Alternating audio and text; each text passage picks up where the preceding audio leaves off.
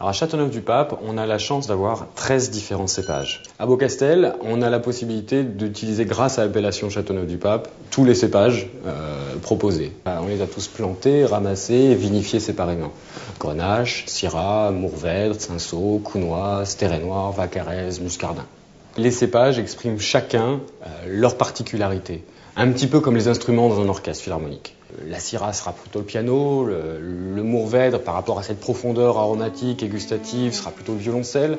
On aura sur cet aspect fruit rouge intense sur le Grenache le côté plutôt violon.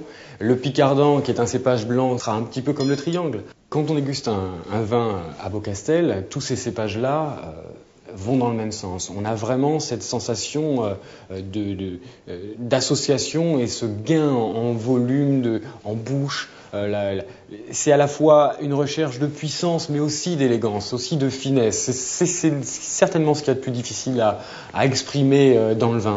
Le Grenache, c'est le cépage roi de Châteauneuf-du-Pape. C'est certainement l'un des cépages les plus adaptés, aussi bien au sol qu'aux conditions climatiques. Il donne des vins qui ont une belle puissance, beaucoup de générosité, cet aspect typiquement cerise, kirché, avec la garrigue. On a vraiment une typicité particulière. Le Mourvèdre, c'est un cépage d'origine espagnole. On va le trouver principalement à Bandol. Et ici, on est relativement loin de Bandol.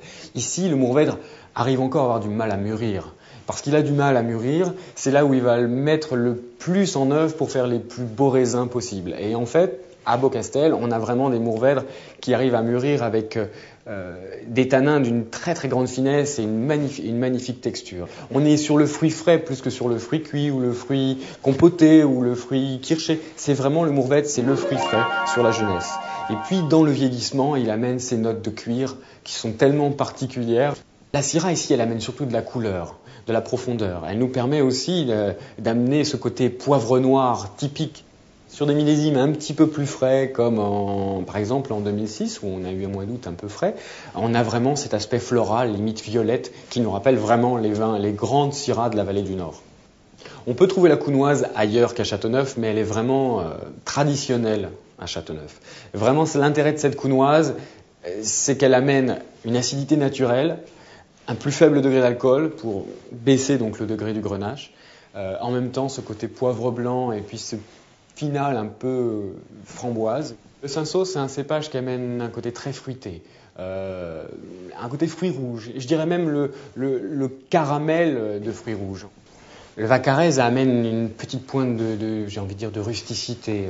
Le Terret Noir amène le côté, comme son nom l'indique, plus de terre, un côté plus terreux. Et puis le Muscardin, un côté plus musqué, un petit peu plus sauvage, plus épicé. Nos cépages sont étudiés pour des climats qui sont chauds. Sur des millésimes qui sont très chauds, ils ont souvent cette caractéristique de mûrir avec un plus faible degré d'alcool et de nous amener une fraîcheur supplémentaire. C'est-à-dire au lieu de chercher la fraîcheur en évitant les fermentations malolactiques ou en ajoutant de l'acide tartrique ou en ramassant avant que les raisins soient mûrs, on a ces cépages-là qui viennent jouer ce rôle d'équilibre, même si c'est sur 2%.